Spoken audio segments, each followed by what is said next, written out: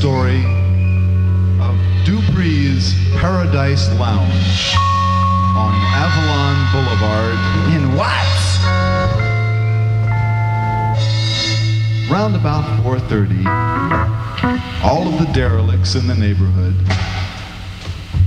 line up and pass out along the outside of the green stucco wall with the cheesy little posters on it. Some of them don't pass out completely. They just sort of lay there against the wall with their tongues lolling listlessly from side to side. A little bit of slobber drizzling out the corner. You know the type, I'm sure. You have them here in New York, the kind of guys, the sort of a wonderful person that comes up to your cab and says, "Wash your window for 25 cents."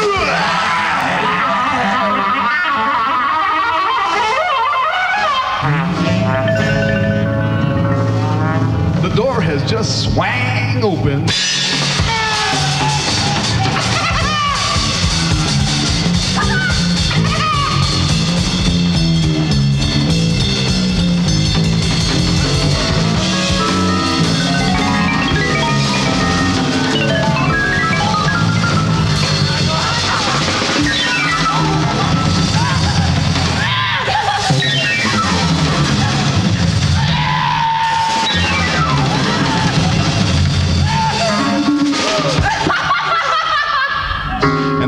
Reek of old beer, stale dirt, red and white checkered tablecloths, bartender breath, waitress sweat, and all the things that make Sunday morning entertainment great come reeking through the doorway as the winos and the beeros and the whiskey-os and the other funny people go creeping into Dupree's Paradise. And soon, it's time for the musicians to show up. Tenor sax players, alto sax players, soprano sax players, trombone players, trumpet players, bass players, tambourine players, drummers. And there's always a few keyboard players who want to sit in. Because Dupree's Paradise is featuring tonight Bobby Turner at the organ in his houndstooth check jacket. That's just a weaselly little bit too tight and too short for him, but he got it on sale. At the Hammond organ, along with, I forget what's his name, who is his regular drummer.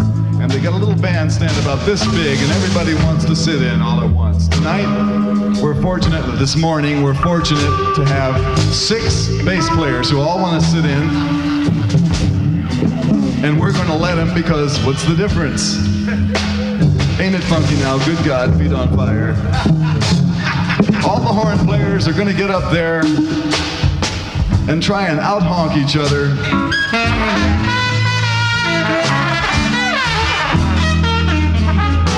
In one massive avant-garde ego trip after another as they try and figure out the chord changes to Bye Bye Blackbird.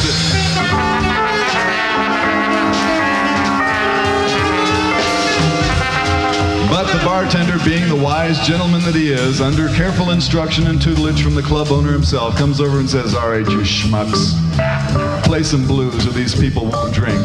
And so they get funky again one more time. But as soon as the bartender turns around, it's back to the honking and squealing again.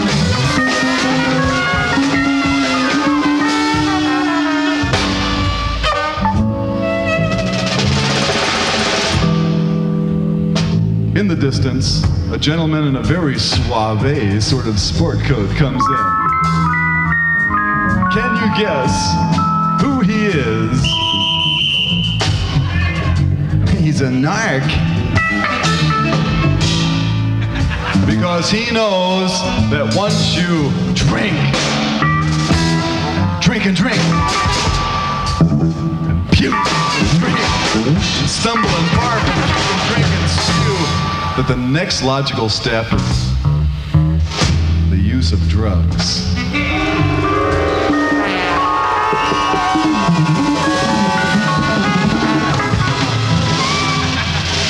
And of course he's right, because all of those health education films you saw in high school were absolutely correct. Marijuana does lead to heroin usage.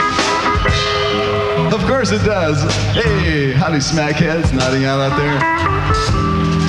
And of course, if the marijuana does not lead to heroin usage, it's liable to lead to Quaalude usage. And on the other hand, if it doesn't lead to Quaalude usage, it'll lead to speed usage. Hey!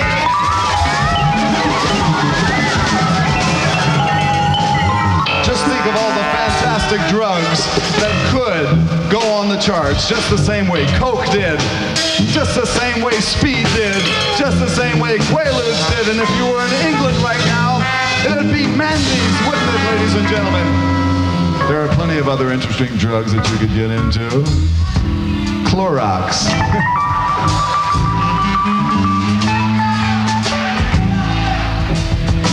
For some of you who are really in for how about one of those cleansers with the little green dots in it?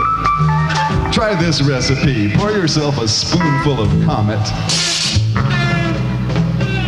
Cook it down to a smoldering black fudge. Dilute with 3 parts mercurochrome. Allow to harden on a cookie sheet. Take the gummy residue and roll it into a small tube. And stuff it up your...